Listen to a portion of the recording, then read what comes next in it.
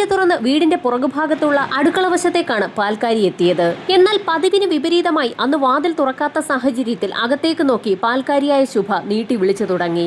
അപ്പോഴായിരുന്നു വിളിക്കുന്നതിന് മറുപടിയായി അകത്തുനിന്നും ഒരു നേരിയ ശബ്ദത്തിലുള്ള ഞരക്കം കേൾക്കുന്നതായി ശുഭയുടെ ശ്രദ്ധയിൽപ്പെട്ടത്. ഗ്രില്ല് കൊണ്ടുള്ള വാതിലിലൂടെ അകത്തേക്ക് നോക്കിയപ്പോഴായിരുന്നു അകത്തെ ചുവരിന് സമീപത്തായി ഒരു സ്ത്രീ വായിൽ തുണി കുത്തിക്കയറ്റിയ നിലയിൽ കിടക്കുന്നതായി ശോഭയുടെ ശ്രദ്ധയിൽപ്പെട്ടത്. അതുമാത്രവുമല്ല, ആ സ്ത്രീയുടെ കൈകൾ പിന്നിലേക്ക് പിടിച്ചു കെട്ടിയ നിലയിലായിരുന്നു. ആ വീട്ടിൽ എന്തോ സംഭവിച്ചിട്ടുണ്ടെന്ന് മനസ്സിലാക്കിയ ശോഭ ഗ്രില്ലിലേക്ക് നോക്കിയ സമയത്തായിരുന്നു ഗ്രില്ലിൽ പൂട്ടില്ല എന്നുള്ള കാര്യം ശ്രദ്ധിക്കുന്നത്. വാതിൽ തുറന്ന് അകത്തേക്ക് കയറിയ ശോഭ അതിവേഗത്തിൽ തന്നെ അകത്തുണ്ടായിരുന്ന സ്ത്രീയുടെ വായിലെ തുണി എടുത്തു മാറ്റുകയും അവരോട് കാര്യം തിരക്കുകയും ചെയ്തു. അകത്ത് അച്ഛനും അമ്മയും കിടക്കുന്ന മുറിയിലേക്ക് ചൂണ്ടിക്കാട്ടിക്കൊണ്ട് എന്തൊക്കെയോ പറയാൻ ആ സ്ത്രീ ശ്രമിക്കുന്നുണ്ടായിരുന്നു. ആ വീട്ടിലെ ഗൃഹനാഥനും അയാളുടെ ഭാര്യയ്ക്കും എന്തോ സംഭവിച്ചു കാണുമെന്ന് കരുതി അകത്തേക്ക് കയറാൻ പാൽക്കാരി ഒരു ശ്രമം നടത്തിയെങ്കിലും പിന്നീട് തിരികെ വന്ന് താഴെ കിടക്കുന്ന ആ സ്ത്രീയോട് എന്താണ് സംഭവിച്ചതെന്ന് വീണ്ടും തിരക്കി തുടങ്ങി. ആ സമയത്തായിരുന്നു ഒരുപാട് പേർ വീട്ടിലേക്ക് അതിക്രമിച്ച് കയറി തന്നെ റേപ്പ് ചെയ്തു എന്നുള്ള വിവരം ആ സ്ത്രീ പാൽക്കാരിയോട് പറയുന്നത്. അത് കേട്ട ഉടൻ തന്നെ അകത്തേക്ക് പോകാനുള്ള ധൈര്യം പിന്നീട് പാൽക്കാരിക്കുണ്ടായതുമില്ല. അവർ വീടിന് പുറത്തേക്ക് ഇറങ്ങി ഓടുകയും തൊട്ടടുത്ത് താമസിക്കുന്ന അയൽവാസികളോട് പുളിക്കപ്പറമ്പിലെ സോമനാഥൻ സാറിന്റെ വീട്ടിൽ എന്തൊക്കെയോ സംഭവിച്ചു എന്നുള്ള കാര്യം അറിയിക്കുകയും ചെയ്തു. വിവരമറിഞ്ഞ നാട്ടുകാർ ഉടൻ തന്നെ ശോഭയ്ക്കൊപ്പം പുളിക്കത്തറയിലെ വീട്ടിലേക്ക് പാഞ്ഞു കയറി. ആ വീട്ടിലെ ഷീജ എന്ന സ്ത്രീയെയാണ് അടുക്കള ഭാഗത്ത് കെട്ടിയിട്ട നിലയിൽ കണ്ടെത്താൻ കഴിഞ്ഞത്. അവരുടെ കൈകളിലെ കെട്ടുകൾ അഴിച്ച നാട്ടുകാർ അവരോട് വിവരം തിരക്കിയെങ്കിലും അവർക്ക് ഒന്നും പറയാൻ കഴിയാത്ത അവസ്ഥയിലായിരുന്നു. അപ്പോഴും ആ സ്ത്രീ വീടിനുള്ളിലേക്ക് തന്റെ കൈകൾ ഉയർത്തിപ്പിടിച്ച് ചൂണ്ടിക്കാണിക്കുന്നത് നാട്ടുകാർ ശ്രദ്ധിക്കുന്നുണ്ടായിരുന്നു. ആ വീടിനുള്ളിൽ അസ്വാഭാവികമായ രീതിയിൽ എന്തോ സംഭവിച്ചിട്ടുണ്ടെന്ന് മനസ്സിലാക്കിയ നാട്ടുകാരിൽ ചിലർ വീടിനുള്ളിലേക്ക് കടക്കുകയും ചെയ്തു. പ്രധാന ഹാളും കടന്ന് മുൻപോട്ട് നീങ്ങിയ നാട്ടുകാർ നടുക്കുന്ന കാഴ്ച കണ്ട് തീർത്തും അമ്പരന്നു പോയി. ആ വീട്ടിലെ ഗൃഹനാഥനും സോമൻ സാർ എന്ന് നാട്ടുകാർ വിളിക്കുകയും ചെയ്യുന്ന വ്യക്തിയുമായ സോമനാഥൻ എന്ന വ്യക്തി രക്തത്തിൽ കുളിച്ചു കിടക്കുന്ന കാഴ്ചയായിരുന്നു അവർ കണ്ടത്. ആ വീടിനുള്ളിലേക്ക് കയറി പരിശോധന നടത്തുന്നത് പന്തിയല്ല എന്ന് മനസ്സിലാക്കിയ നാട്ടുകാരിൽ ചിലർ ഉടൻ തന്നെ വിവരം പോലീസ് സ്റ്റേഷനിൽ വിളിച്ചറിയിച്ചു. ക്രൈം സീനിലെ തെളിവുകൾ നശിപ്പിക്കാതെ തന്നെ ആ വീട്ടിൽ ജീവനോടെയുള്ള വ്യക്തികൾ ആരെങ്കിലും ഉണ്ടെങ്കിൽ അവരെ എത്രയും വേഗം ഹോസ്പിറ്റലിലേക്ക് എത്തിക്കണമെന്നായിരുന്നു പോലീസ് സംഘം നാട്ടുകാർക്ക് നിർദ്ദേശം നൽകിയത്. നാട്ടുകാർ വിവരമറിയിച്ചതിനെ തുടർന്ന് വാർഡ് മെമ്പറും സംഭവസ്ഥലത്തേക്ക് എത്തി. വാർഡ് മെമ്പറും നാട്ടുകാരിൽ ചില പ്രധാനപ്പെട്ട വ്യക്തികളും ആ വീടിനുള്ളിലേക്ക് പ്രവേശിക്കുകയും ചെയ്തു. പ്രധാന ഹാളും കടന്ന് സോമനാഥൻ എന്ന വ്യക്തിയുടെ ബെഡ്റൂമിന് സമീപത്തെത്തിയപ്പോഴായിരുന്നു നടുക്കുന്ന കാഴ്ച അവർ കണ്ടത്. ഗൃഹനാഥനായ സോമനാഥന്റെ തല ഏതോ വ്യക്തികൾ അടിച്ച് ചിതറിച്ചിരിക്കുകയാണ്. തലയിൽ നിന്നും കഴുത്തിൽ നിന്നുമൊക്കെ രക്തം ഒഴുകി ഒലിച്ച നിലയിലാണ്. അയാളുടെ കഴുത്ത് ഒടിച്ചിട്ട നിലയിലായിരുന്നു. വയറ് പൊട്ടി കുടല് പുറത്തു വന്നിട്ടുണ്ട്. കണ്ടാൽ തന്നെ ഞെട്ടിക്കുന്ന കാഴ്ച. പലർക്കും ഒരു നോട്ടം മാത്രമേ ആ കാഴ്ച കാണാൻ കഴിഞ്ഞുള്ളൂ. സോമനാഥന്റെ ഭാര്യ ജീവനോടെ ഉണ്ടെങ്കിൽ അവരെ ഹോസ്പിറ്റലിൽ എത്തിക്കണമെന്ന് പോലീസ് നിർദ്ദേശം നൽകിയിട്ടുള്ളതുകൊണ്ട് തന്നെ മെമ്പറും അതോടൊപ്പം തന്നെ ചില നാട്ടുകാരും സോമനാഥന്റെ ഭാര്യയെ ആ വീടിനുള്ളിലൊക്കെ തിരഞ്ഞു. ബെഡ്റൂമിനുള്ളിലേക്ക് കയറി അവർ കാണുന്നത് സോമനാഥന്റെ ഭാര്യയുടെ തലയോട് ചേർന്ന് 2 തലയണകൾ വെച്ചിരിക്കുന്ന കാഴ്ചയാണ്. ഒരനക്കവുമില്ലാതെ ആ സ്ത്രീ കിടക്കുന്നത് കണ്ടപ്പോൾ തന്നെ അവരുടെ മരണവും സംഭവിച്ചിട്ട് ഒരുപാട് സമയം പിന്നിട്ടിരിക്കുന്നു എന്ന് നാട്ടുകാർക്ക് വ്യക്തമായി. ആ വീട്ടിൽ ആകെ ജീവനോടെയുള്ളത് നാട്ടുകാർ ആദ്യം വന്നപ്പോൾ കണ്ട ഷീജ മാത്രമാണ്. അവരെ അതിവേഗം തന്നെ നാട്ടുകാർ ചേർന്ന് ഹോസ്പിറ്റലിലേക്ക് ഷിഫ്റ്റ് ചെയ്തു. ഷീജയെ ഹോസ്പിറ്റലിലേക്ക് ഷിഫ്റ്റ് ചെയ്ത് അരമണിക്കൂർ പിന്നിട്ട സമയത്ത് തന്നെ കോട്ടായി സ്റ്റേഷനിൽ നിന്നുള്ള പോലീസ് സംഘം സംഭവസ്ഥലത്തേക്ക് എത്തി. ക്രൈം സീനിലേക്ക് കയറിയ പോലീസ് സംഘത്തിന്റെ ശ്രദ്ധയിൽപ്പെട്ടത് അവിടെ ഒരു പ്രത്യേക പാറ്റേണിൽ വാരി വിതറിയിട്ടുള്ള ഡ്രസ്സുകളാണ്. അലമാരിക്കുള്ളിൽ തേച്ചു വെച്ചിട്ടുള്ള ഡ്രസ്സുകളാണ് അവയൊക്കെ. അലമാരിയുടെ താഴെഭാഗം മുതൽ ആ വീടിന്റെ കിണറിരിക്കുന്ന ഭാഗം വരെയാണ് ഡ്രസ്സുകൾ വാരി വിതറിയിട്ടുള്ളത്. സാധാരണ മോഷണം നടത്താനെത്തുന്ന വ്യക്തികൾ എന്തെങ്കിലുമൊക്കെ മോഷ്ടിച്ചുകൊണ്ട് കടന്നു പോകാറാണ് പതിവ്. ഇത് പ്രത്യേക ഉദ്ദേശത്തോടുകൂടി ഡ്രസ്സുകളൊക്കെ വാരി വിതറിയിരിക്കുന്നത് പോലെയാണ് പോലീസ് സംഘത്തിന് തോന്നിയത്. വീടിനകമൊക്കെ പരിശോധിച്ചപ്പോഴായിരുന്നു അവിടെയൊക്കെ മുളകുപൊടി വാരി വിതറിയിരിക്കുന്നത് പോലീസിന്റെ ശ്രദ്ധയിൽപ്പെട്ടത്. പോലീസ് നായ ഒരു കാരണവശാലും മണം പിടിച്ചെത്താതിരിക്കുന്നതിന് വേണ്ടിയാണ് പ്രതി അല്ലെങ്കിൽ പ്രതികൾ അത്തരത്തിലൊരു കാര്യം ചെയ്തിരിക്കുന്നതെന്ന് പോലീസിന് വ്യക്തമായി. നേരത്തെ നാട്ടുകാർ കണ്ട അതേ കാഴ്ച സോമനാഥന്റെ മുറിയിലെത്തിയ പോലീസുകാരും കണ്ടു. സോമനാഥന്റെ തല അടിച്ചു പൊട്ടിച്ചിരിക്കുകയാണ്. അയാളുടെ വായും തിരിച്ചു വെച്ചിരിക്കുകയാണ്. കഴുത്ത് ഒടിഞ്ഞ നിലയിലാണ്. വയറുപൊട്ടി കുടലൊക്കെ പുറത്തു വന്നിട്ടുണ്ട്. തൊട്ടപ്പുറത്തെ മുറിയിൽ സോമനാഥന്റെ ഭാര്യ പ്രേമകുമാരിയും കൊല്ലപ്പെട്ട് കിടക്കുകയാണ്. അവർക്ക് സമീപം കിടക്കുന്ന തലയണ കണ്ടപ്പോൾ തന്നെ അവരെ ശ്വാസം മുട്ടിച്ച് കൊലപ്പെടുത്തിയതാകാമെന്ന് പോലീസ് വിലയിരുത്തി. SI ഉൾപ്പെടുന്ന സംഘം വിവരമറിയിച്ചതിനെ തുടർന്ന് CIയും ഫോറൻസിക് സംഘവും സംഭവസ്ഥലത്തേക്ക് എത്തി. മോഷണ ശ്രമത്തിനിടയിൽ നടന്ന കൊലപാതകമെന്ന് ഒറ്റനോട്ടത്തിൽ തോന്നുമെങ്കിൽ പോലും കേസന്വേഷണത്തിന്റെ ആദ്യഘട്ടം മുതൽ തന്നെ പോലീസ് സംഘത്തിന് എന്തൊക്കെയോ ചില അസ്വാഭാവികതകൾ തോന്നി തുടങ്ങി. അതിന് കാരണം കിണറിന്റെ ഭാഗം വരെ വാരി വിതറിയിരിക്കുന്ന തുണികളാണ്. കള്ളന്മാരാരെങ്കിലും തുണികൾ വാരിക്കൊണ്ടു പോയ കൂട്ടത്തിൽ അവിടെയൊക്കെ വീണതായിരിക്കുമോ എന്ന് പോലീസിന് ആദ്യഘട്ടത്തിൽ സംശയം തോന്നി. പക്ഷേ ആ തുണികൾ വീണ് കിടക്കുന്ന ആ രീതി കണ്ടപ്പോൾ അത് ബോധപൂർവം എറിഞ്ഞിരിക്കുകയാണോ എന്നുള്ള ഒരു സംശയമാണ് പോലീസിന് തോന്നിയത്.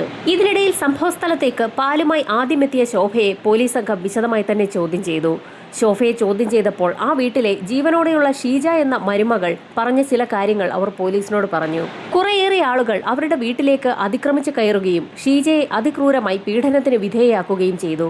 ഇതിനിടയിൽ ബോധം പോയതിനെ തുടർന്ന് അകത്തെന്താണ് സംഭവിച്ചതെന്ന് തനിക്ക് അറിയാൻ കഴിഞ്ഞില്ല എന്നായിരുന്നു ഷീജ പാലുമായി എത്തിയ ശോഭയോട് പറഞ്ഞത്. കൂടുതൽ വിവരങ്ങൾ അറിയണമെങ്കിൽ ആശുപത്രിയിൽ അഡ്മിറ്റായിട്ടുള്ള ഷീജയെ തന്നെ ചോദ്യം ചെയ്യണം. ഡിവൈഎസ്പിയുടെ നിർദ്ദേശപ്രകാരം ഡോഗ് സ്ക്വാഡിനെ എത്തിച്ചുള്ള പരിശോധനയും ആരംഭിച്ചു. ഇതിനോടകം തന്നെ വിവരമറിഞ്ഞ് പ്രദേശമാകെ ആളുകളെ കൊണ്ട് നിറഞ്ഞിരുന്നു. നാടിനെ നടുക്കിയ ഇരട്ട കൊലപാതകമാണ് സംഭവിച്ചിരിക്കുന്നത്. വീട്ടിലുണ്ടായിരുന്ന ഒരു സ്ത്രീ അതിക്രൂരമായി പീഡനത്തിന് ഇരയാവുകയും ചെയ്തിട്ടുണ്ട്.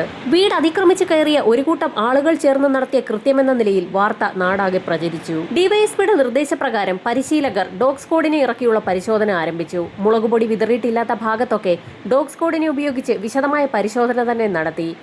വീടിനകമൊക്കെ മണത്തു നോക്കിയ പോലീസ് നായ വീടിന് പുറത്തേക്കിറങ്ങുകയും കിണറിന്റെ ഭാഗത്തെത്തി കിണറ്റിലേക്ക് നോക്കി ഒന്ന് കുരയ്ക്കുകയും ചെയ്തു. കിണറിന്റെ ഭാഗത്തൊക്കെ അല്പസമയത്തിരുന്ന ശേഷം വീടിന് പുറത്തേക്കിറങ്ങി ഗേറ്റ് വഴി റോഡ് കടന്ന് ഇടതുഭാഗം ചേർന്ന് പോലീസ് നായ ഓടിത്തുടങ്ങി. നായയ്ക്കൊപ്പം നാട്ടുകാരും പോലീസും ഒപ്പമുണ്ടായിരുന്നു. പോലീസ് നായ ഓടിയെത്തിയത് സമീപത്തുള്ള ബസ് സ്റ്റാൻഡിലേക്കാണ്. ബസ് സ്റ്റോപ്പിൽ അല്പസമയം ഇരുന്ന ശേഷം അവിടെയൊക്കെ മണം പിടിച്ച പോലീസ് നായ അല്പസമയം അവിടെ ഇരുന്ന് കുരയ്ക്കുകയും ചെയ്തു. പോലീസ് സംഘം വിവരമറിയിച്ചതിനെ തുടർന്ന് വീടിനുള്ളിൽ പരിശോധന നടത്തിക്കൊണ്ടിരുന്ന ഫോറൻസിക് സംഘവും ബസ് സ്റ്റാൻഡിലേക്ക് എത്തി അവിടമൊക്കെ അരിച്ചുപറക്കി പരിശോധന നടത്തി. പ്രതി അല്ലെങ്കിൽ പ്രതികൾ കൃത്യം നടത്തിയ ശേഷം ബസ്സിൽ കയറി രക്ഷപ്പെട്ടിരിക്കാമെന്ന് പോലീസ് വിലയിരുത്തി. കൊലപാതകങ്ങൾ സംഭവിച്ചിരിക്കുന്നത് രാത്രിയാണ്. അതുകൊണ്ട് തന്നെ ബസ് സ്റ്റാൻഡിലെത്തി കാത്തിരുന്ന പ്രതികൾ അതിരാവിലെയുള്ള ബസ്സിന് തന്നെയാകാം പോയിരിക്കുന്നതെന്നും പോലീസ് ഉറപ്പിച്ചു. ബസ് സ്റ്റാൻഡിൽ തിരക്കിയപ്പോൾ അതിരാവിലെ എത്തുന്നത് 5:30-ക്കുള്ള ബസ്സാണെന്ന് പോലീസിന് വിവരം ലഭിച്ചു. അങ്ങനെയെങ്കിൽ പ്രതി അല്ലെങ്കിൽ പ്രതികൾ 5:30-ക്കുള്ള ബസ്സിൽ കയറി രക്ഷപ്പെട്ടിരിക്കാമെന്ന് തന്നെ പോലീസ് തീരുമാനിച്ചു. അതിരാവിലെ 5:30-ക്ക് പുറപ്പെടുന്ന ബസ് കണ്ടെത്താനും ബസ് കേന്ദ്രീകരിച്ച് ഒരു അന്വേഷണം നടത്താനും ഡിവൈഎസ്പി ഉടൻ തന്നെ ഒരു സംഘം പോലീസുകാർക്ക് നിർദ്ദേശം നൽകി. ഈ സമയം വീടിനുള്ളിൽ വിശദമായ പരിശോധന നടത്തുകയായിരുന്നു. ഫോറൻസിക് സംഘത്തിന്റെ പരിശോധനയിൽ സോമനാഥൻ എന്ന വ്യക്തിയെ അതിക്രൂരമായി ചുറ്റിക കൊണ്ട് തലക്കടിച്ച് കൊലപ്പെടുത്തിയിരിക്കുകയാണെന്ന് വ്യക്തമായി. അത് മാത്രവുമല്ല, വളരെ ഷാർപ്പായ ഒരു ഒബ്ജക്റ്റ് ഉപയോഗിച്ച് സോമനാഥന്റെ വയറ് കുത്തി കീറിയിട്ടുമുണ്ട്. ചുറ്റികയ്ക്ക് പുറമെ ഒരു കത്തി ഉപയോഗിച്ചതിന്റെ എല്ലാ ലക്ഷണങ്ങളും അവിടെ കാണുകയാണ്. എന്നാൽ സോമനാഥന്റെ ഭാര്യയെ കൊലപ്പെടുത്തിയിരിക്കുന്നതാകട്ടെ 2 തലയണകൾ ഉപയോഗിച്ച് ശ്വാസം മുട്ടിച്ചുമാണ്. എന്നാൽ ആ സ്ത്രീയുടെ ഭാഗത്തു നിന്നും യാതൊരു എതിർപ്പും ഉണ്ടായിട്ടില്ല എന്നും അന്വേഷണത്തിൽ വ്യക്തമായി. അതിന്റെ അർത്ഥം അവർ ഉറങ്ങിക്കിടക്കുന്ന സമയത്തായിരിക്കാം ഒരുപക്ഷെ തലയണകൾ ഉപയോഗിച്ച് കൊലപാതകികൾ അവരെ ആക്രമിച്ചതെന്ന് പോലീസിന് വ്യക്തമായി. ഇതിനിടയിൽ വിരലടയാളങ്ങൾ ശേഖരിക്കുന്ന സംഘം ആ വീട്ടിൽ നിന്ന് ലഭിക്കാവുന്ന അത്രയും വിരലടയാളങ്ങൾ ശേഖരിക്കുകയും ചെയ്തു. ക്രൈം സീനിൽ നിന്നും 4 വിരലടയാളങ്ങളാണ് വിദഗ്ധർക്ക് ലഭിച്ചത്. അതിൽ 3 എണ്ണവും ആ വീട്ടിൽ തന്നെ ഉള്ളവരുടെയാണെന്ന് വ്യക്തമായതോടുകൂടി ശേഷിക്കുന്ന ഒരെണ്ണം പ്രതിയുടേതു തന്നെയെന്ന് ഫോറൻസിക് സംഘം ഏതാണ്ട് ഉറപ്പിക്കുകയും ചെയ്തു. അവരക്കാര്യം ഉറപ്പിച്ച ഉടൻ തന്നെ ആ വിവരം SI ഉൾപ്പെടെയുള്ള പോലീസ് സംഘത്തെ അറിയിച്ചു. എന്നാൽ അക്കാര്യം കേട്ടപ്പോൾ SIയും DYSP ഉൾപ്പെടെയുള്ള സംഘത്തിന് ചില സംശയങ്ങൾ തോന്നി. ആ സംശയങ്ങൾക്ക് കാരണം നേരത്തെ പാൽക്കാരി നൽകിയ മൊഴിയാണ്. പാൽക്കാരിയോട് ആ വീട്ടിലെ മരുമകളായ ഷീജ പറഞ്ഞതനുസരിച്ച് 4-5 വ്യക്തികൾ ചേർന്ന് ഷീജയെ അതിക്രൂര പീഡനത്തിന് ഇരയാക്കിയതിനു ശേഷം ആ വീടിനുള്ളിലേക്ക് കടന്ന് കൊലപാതകം നടത്തിയതായിരിക്കാം എന്നുള്ളതാണ്. അങ്ങനെ 4-5 പേർ ചേർന്ന് തന്നെ പീഡിപ്പിച്ചു എന്ന് ഷീജ പാൽക്കാരിയോട് പറഞ്ഞ കാര്യം അവരതുപോലെ തന്നെ പോലീസിനോട് മൊഴി നൽകുകയും ചെയ്തിട്ടുണ്ട്. പാൽക്കാരിയുടെ മൊഴിയും ഫോറൻസിക് സംഘത്തിന്റെ നിഗമനവും തമ്മിൽ യോജിക്കുന്നില്ല എന്നുള്ളത് പോലീസ് വിലയിരുത്തി. ഷീജയുടെ മൊഴി അനുസരിച്ച് ആ വീട്ടിലേക്ക് 4-5 പേർ കടന്നു വന്നിട്ടുണ്ട്. അങ്ങനെയെങ്കിൽ അവരുടെയെല്ലാം വിരലടയാള വിദഗ്ധർ കണ്ടെത്തേണ്ടതാണ്. അധികമായി ഒരാളുടെ വിരലടയാളം മാത്രമാണ് ഫോറൻസിക് സംഘവും വിരലടയാള വിദഗ്ധരും കണ്ടെത്തിയിരിക്കുന്നത്. ഇൻക്വസ്റ്റ് നടപടികൾ പുരോഗമിക്കുന്ന സാഹചര്യത്തിലായിരുന്നു നേരത്തെ ബസ് സ്റ്റാൻഡിൽ നിന്നും 5:30 മണിക്ക് പുറപ്പെട്ട ബസ്സിനെക്കുറിച്ചുള്ള അന്വേഷണം നടത്തുന്നതിന് വേണ്ടി പുറപ്പെട്ട പോലീസ് സംഘം ആ ബസ് കണ്ടെത്തുകയും അതിന്റെ ഡ്രൈവറെയും കണ്ടക്ടറെയും സ്റ്റേഷനിലേക്ക് വിളിച്ചു വരുത്തി ചോദ്യം ചെയ്യുന്നതിനുള്ള നടപടികൾ ആരംഭിക്കുകയും ചെയ്തത്. ഇതേ സമയം തന്നെ ഹോസ്പിറ്റലിൽ നിന്നും ഷീജയെ പരിശോധിച്ചതിന്റെ റിപ്പോർട്ട് പോലീസ് സംഘത്തിന് ലഭിക്കുകയും ചെയ്തു. തീർത്തും നടുക്കുന്ന ഒരു റിപ്പോർട്ടായിരുന്നു പോലീസ് സംഘത്തിന് ലഭിച്ചത്. റിപ്പോർട്ടിൽ ആദ്യം തന്നെ പ്രധാനപ്പെട്ട ഒരു കാര്യം സൂചിപ്പിച്ചിരിക്കുകയാണ്. ഷീജ പീഡനത്തിന് ഇരയായിട്ടില്ല. 4-5 പേർ ചേർന്ന് തന്നെ റേപ്പ് ചെയ്തു എന്നുള്ളതായിരുന്നു ഷീജ പാൽക്കാരിയോട് പറഞ്ഞിട്ടുണ്ടായിരുന്നത്. എന്നാൽ അത്തരത്തിലൊരു പീഡനവും അവിടെ നടന്നിട്ടില്ല. ഷീജയുടെ കൈകൾ പിന്നിലേക്ക് കെട്ടിവെച്ച നിലയിലായിരുന്നു.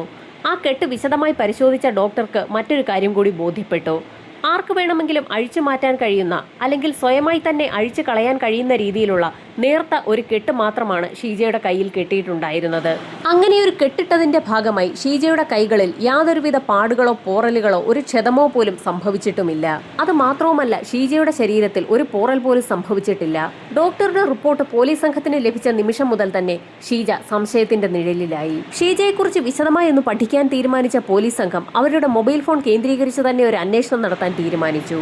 ഷീജയ്ക്ക് ഈ കുറ്റകൃത്യവുമായി എന്തെങ്കിലും ബന്ധമുണ്ടെങ്കിൽ അവരുടെ മൊബൈൽ നമ്പർ കേന്ദ്രീകരിച്ച് നടത്തുന്ന അന്വേഷണത്തിൽ അതൊക്കെ വെളിപ്പെടുമെന്ന് തന്നെ പോലീസിന് ഉറപ്പായിരുന്നു. പോലീസിന്റെ നിഗമനത്തെ ശരിവെക്കുന്ന രീതിയിലായിരുന്നു ഷീജയുടെ മൊബൈൽ നമ്പർ കേന്ദ്രീകരിച്ച് സൈബർ സെൽ നടത്തിയ അന്വേഷണത്തിന്റെ ഭാഗമായുള്ള റിപ്പോർട്ടുകൾ പുറത്തു വന്നത്. ഷീജ രാത്രികാലങ്ങളിൽ നിരവധി തവണ മണിക്കൂറുകളോളം ഒരു വ്യക്തിയെ വിളിക്കുന്നതായി പോലീസ് കണ്ടെത്തി. സൈബർ സെല്ലിന്റെ അന്വേഷണത്തിൽ എറണാകുളം പറവൂരുള്ള സദാനന്ദൻ എന്നൊരു വ്യക്തിയുടെ നമ്പറാണതെന്നും വ്യക്തമായി. പാലക്കാടുള്ള ഷീജ എറണാകുളത്തുള്ള സദാനന്ദനെ എന്തിനു വിളിക്കണമെന്ന് പോലീസ് ആലോചിക്കുന്നതിനിടയിലായിരുന്നു നേരത്തെ പിടികൂടിയ ബസിന്റെ ഡ്രൈവറും കണ്ടക്ടറും പോലീസ് സംഘത്തിന്റെ മുറിയിലേക്ക് കടന്നു വന്നത്. ഇതിനോടകം തന്നെ സംഭവം നടന്ന വീട്ടിൽ ഇൻക്വസ്റ്റ് നടപടികൾ പൂർത്തിയാക്കി സോമനാഥന്റെയും ഭാര്യയുടെയും മൃതദേഹങ്ങൾ പോസ്റ്റ്മോർട്ടത്തിനായി മെഡിക്കൽ കോളേജിലേക്ക് ഷിഫ്റ്റ് ചെയ്യുകയും ചെയ്തിരുന്നു. സ്റ്റേഷനകത്തേക്ക് കടന്നു വന്ന SIയെയും കണ്ടക്ടറെയും വിശദമായി തന്നെ പോലീസ് സംഘം ചോദ്യം ചെയ്തു. ചില നിർണായക വിവരങ്ങളാണ് കണ്ടക്ടർ പോലീസുകാർക്ക് മുൻപിൽ പറഞ്ഞത്. സംഭവം നടന്ന ദിവസവും അതിരാവിലെ 5:30-ക്കുള്ള ട്രിപ്പിൽ അപരിചിതനായ ഒരു വ്യക്തി തലയിൽ തുണി കെട്ടിയ നിലയിൽ ആ ബസ്സിൽ കയറിയിട്ടുണ്ടായിരുന്നു. അയാൾ പലപ്പോഴും രാവിലെയുള്ള ആ ട്രിപ്പിൽ കയറാറുണ്ട്. അയാളെ കണ്ടാൽ തിരിച്ചറിയുമെന്നും കണ്ടക്ടർ പോലീസിനോട് പറഞ്ഞു. അതിരാവിലെ ബസ്സിൽ കയറുന്ന അയാൾ ടൗണിലാണ് ഇറങ്ങാറുള്ളത്. അതിരാവിലെയുള്ള ട്രിപ്പായതുകൊണ്ട് തന്നെ ബസ്സിൽ സ്ഥിരമായി കയറുന്ന വ്യക്തികളെയൊക്കെ കണ്ടക്ടർക്ക് പരിചയമുണ്ട്. സംഭവം നടക്കുന്നതിന് 1 മാസം മുൻപ് അവസാനം എത്തിയപ്പോഴും ആ വ്യക്തിയെ ബസ്സിൽ കണ്ടതായി കണ്ടക്ടർ പോലീസിന് മൊഴി നൽകി. ഈ സമയത്തായിരുന്നു നേരത്തെ മരണപ്പെട്ട സോമനാഥൻ പോലീസ് സ്റ്റേഷനിൽ നൽകിയിട്ടുള്ള പരാതി സ്റ്റേഷൻ SIയുടെ ശ്രദ്ധയിൽപ്പെടുന്നത്. കൊലപാതകം നടന്ന് ഏകദേശം 1 മാസങ്ങൾക്ക് മുൻപ് സോമനാഥൻ സ്റ്റേഷനിൽ ഒരു പരാതി നൽകിയിട്ടുണ്ട്. ഒരു ദിവസം വൈകുന്നേരം ഹാളിലിരുന്ന് TV കണ്ടുകൊണ്ടിരിക്കുന്നതിനിടയിൽ തന്റെ ബെഡ്റൂമിൽ എന്തോ അറക്കുന്നത് പോലെ ഒരു ശബ്ദം കേട്ടുകൊണ്ട് സോമനാഥൻ ബെഡ്റൂമിന് സമീപത്തേക്ക് എത്തിയിരുന്നു. ആ സമയത്ത് ഇരുട്ടിന്റെ മറവിൽ നിന്ന് ഏതോ ഒരു വ്യക്തി തന്റെ ബെഡ്റൂമിന്റെ ജനാല കമ്പികൾ ആക്സോ ബ്ലേഡ് ഉപയോഗിച്ച് അറക്കുന്ന കാഴ്ചയായിരുന്നു സോമനാഥൻ കണ്ടത്. അയാൾ ബഹളം വെച്ചതിനെ തുടർന്ന് അന്ന് നാട്ടുകാർ അവിടേക്ക് ഓടിയെത്തുകയും വിവരം പോലീസ് സ്റ്റേഷനിൽ അറിയിക്കുകയും ഒരു CPO കേസ് അന്വേഷിച്ച് സോമനാഥന്റെ വീട്ടിലെത്തുകയും പരാതി രജിസ്റ്റർ ചെയ്യുകയും അന്വേഷണത്തിന്റെ ഭാഗമായി അന്ന് അറുത്തു മാറ്റപ്പെട്ട ആ ജനാല കമ്പിയുടെ ഫോട്ടോ എടുക്കുകയും ഒക്കെ ചെയ്തിരുന്നു. ഒരു കള്ളൻ സമീപത്ത് ഇറങ്ങിയിട്ടുണ്ടെന്നും അതുകൊണ്ട് തന്നെ രാത്രികാലങ്ങളിൽ നാട്ടുകാർ സൂക്ഷിക്കണമെന്നും ഒരറിയിപ്പ് നൽകിയതിനു ശേഷമായിരുന്നു അന്ന് പോലീസ് സംഘം അവിടെ നിന്ന് മടങ്ങിപ്പോയത്. തൊട്ടടുത്ത ദിവസവും സോമനാഥന്റെ വീട്ടിൽ മറ്റൊരു അസ്വാഭാവിക സംഭവം നടക്കുകയും ചെയ്തിട്ടുണ്ട്. പതിവ് പോലെ സോമനാഥൻ TV കണ്ടുകൊണ്ടിരിക്കുന്ന സമയത്തായിരുന്നു രാത്രിയിൽ ബെഡ്റൂമിൽ എന്തോ ഒരു അനക്കം കേട്ടത്. ബെഡ്റൂമിലേക്ക് എത്തിയ സോമനാഥൻ കാണുന്നത് തന്റെ കട്ടിലിലേക്ക് ജനാലയുടെ ഭാഗത്തു നിന്നും ഒരു വയർ നീണ്ടു കിടക്കുന്ന കാഴ്ചയാണ്. സോമനാഥൻ ബഹളം വെച്ചതിനെ തുടർന്ന് അന്നും നാട്ടുകാർ അയാളുടെ വീട്ടിലേക്ക് എത്തിയിരുന്നു. ഒരു ഏണി സംഘടിപ്പിച്ച് നാട്ടുകാർ വീടിന് മുകളിലേക്ക് കയറി നോക്കിയപ്പോഴായിരുന്നു വീടിന് മുകളിൽ നിന്നും കണക്ട് ചെയ്ത ഒരു വയർ ജനാലയിലൂടെ സോമനാഥന്റെ മുറിക്കുള്ളിലേക്ക് ഇട്ടിരിക്കുകയാണെന്ന് വ്യക്തമായത്. അബദ്ധവശാൽ സോമനാഥന്റെ ശരീരത്തിൽ ആ വയർ തട്ടിയിരുന്നെങ്കിൽ ഷോക്കടിച്ച് ആ നിമിഷം തന്നെ സോമനാഥന്റെ മരണവും സംഭവിച്ചേനെ. ബോധപൂർവം സോമനാഥനെ ഷോക്കടിപ്പിച്ച് കൊല്ലാൻ ഏതോ വ്യക്തികൾ ശ്രമിക്കുകയാണ്. തനിക്ക് വധഭീഷണിയുണ്ടെന്നും പോലീസ് പ്രൊട്ടക്ഷൻ വേണമെന്നും കാണിച്ചുകൊണ്ടായിരുന്നു അന്ന് സോമനാഥൻ പോലീസ് സ്റ്റേഷനിൽ പരാതി നൽകിയത്. മാസം അവസാനത്തോടടുപ്പിച്ചുള്ള ദിവസങ്ങളിൽ അപരിചിതനായ വ്യക്തി തന്റെ ബസ്സിൽ കയറിയിട്ടുണ്ടായിരുന്നു എന്ന് കണ്ടക്ടർ പറഞ്ഞ മൊഴിയുടെ അടിസ്ഥാനത്തിൽ ഒരു അന്വേഷണം നടത്തിയപ്പോഴായിരുന്നു സോമനാഥന്റെ വീട്ടിൽ നടന്ന സംഭവങ്ങളും പോലീസിന്റെ ശ്രദ്ധയിൽപ്പെട്ടത്. 2 ദിവസങ്ങളിലായിരുന്നു സോമനാഥന്റെ വീട്ടിൽ അയാളെ കൊലപ്പെടുത്തുന്നതിനുള്ള ശ്രമം നടന്നത്. ആ 2 ദിവസങ്ങളിലും അപരിചിതനായ വ്യക്തി ബസ്സിൽ കയറിയിട്ടുണ്ടോ എന്നുള്ള ഒരു അന്വേഷണം നടത്താൻ പിന്നീട് പോലീസ് തീരുമാനിച്ചത്. പോലീസ് ചോദിച്ചപ്പോൾ തന്നെ കണ്ടക്ടർ അക്കാര്യം ഉറപ്പിച്ചു പറയുകയും ചെയ്തു. 30, 31 തീയതികളിൽ തലയിൽ കൂടി തോർത്തു കെട്ടിയ ഒരു വ്യക്തി മുഖം പാതി മറച്ച നിലയിൽ തന്നെ തന്റെ ബസ്സിൽ യാത്ര ചെയ്തിരുന്നു എന്നും അയാൾ ടൗണിൽ ഇറങ്ങിയെന്നും കണ്ടക്ടർ ഉറപ്പിച്ചു തന്നെ പറഞ്ഞു. വീണ്ടും ആ ബസ് സ്റ്റോപ്പ് കേന്ദ്രീകരിച്ചൊക്കെ പോലീസ് സംഘം ഒരു അന്വേഷണം നടത്തിയപ്പോഴായിരുന്നു ബസ് സ്റ്റോപ്പിന് സമീപത്തുള്ള ചായക്കട പോലീസിന്റെ ശ്രദ്ധയിൽപ്പെട്ടത്.